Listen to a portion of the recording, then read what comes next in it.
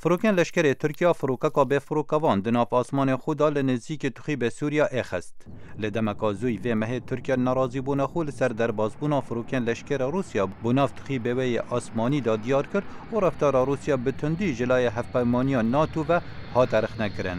سروک روسیا ولادیمیر پوتین لکومبونا کفنا ولاتین یکتیا سوویت لکازاخستان گوت فروکن روسیا انجام زور باش دجی وکو گوتی تروریسم و نفنتوی بدز و اینایا.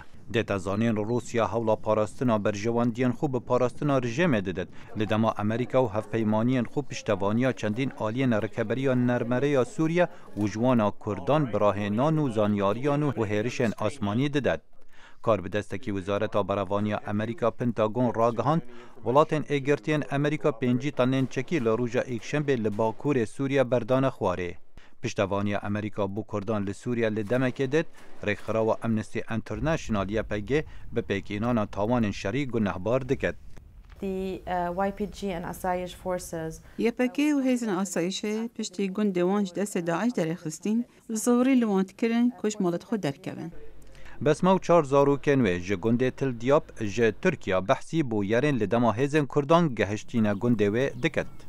خلی یا انتی دما پسیاش من کرین چند پیچو حتی تخانی آوا کری من گوت 13 حتی 14 سال پیچون وی گوت دیدم جمیره که دا چشوی خانی نامیند. لیه پگه تاوان درکرنا بخورتی یا خلکه رد دکد.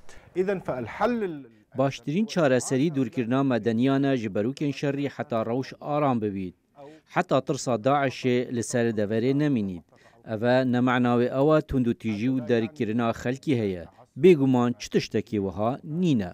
هفدم دگل بلاوبونا راپورتا امنستی انترنشنال چندین داهویانی جلای کار بدست تو کسایتیان کرد و نکرد و جوانا ریبرین جواکیان عربان هاتنه دان و راپورتا امنستی انترنشنال رد کرن. وحدات الحماية الكردية كاملة. بخير يا بجانوها هريمة مأولية. قالوا رخصنا أمنستي لكودا بو دماكو داعش بومبا لجمد تقاند.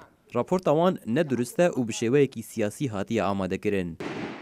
فرسا سوریا را هندن سیاسی و مروانی و لشکری هنه لدما ولاتن اگرتین امریکا و حوالبندن و آلیکاری رکبران دکن و روسیا و هفدوستن و پشتوانی رژیم دکن هلبت تنگاوین مروانی و بردوان بن دو وقت که دا چنی شانن دو ماهی هاتن شر سوریا خویا ناکد. خالد فتاح دنگ امریکا.